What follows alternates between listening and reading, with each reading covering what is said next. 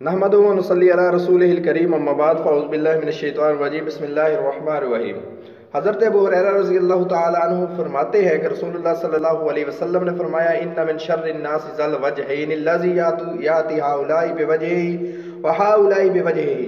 رسول اللہ صلی اللہ علیہ وسلم نے فرمایا کہ لوگوں میں سے بدترین شخص وہ ہے جو ایک قوم کے پاس ایک چہرہ لے کر جاتا ہے اور دوسری قوم کے پاس دوسرا چہرہ لے کر جاتا ہے۔ دوستو، اس حدیث کا مطلب اور مقصد کیا ہے؟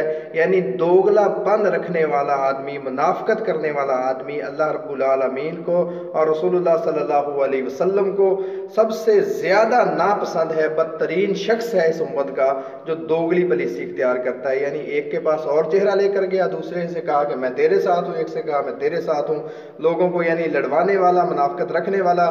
صحیح بخاری کتاب المناقب باب قول اللہ تعالی یا ایھا الناس، اس کے تحت یہ حدیث رسول اللہ صلی اللہ علیہ وسلم کی موجود ہے۔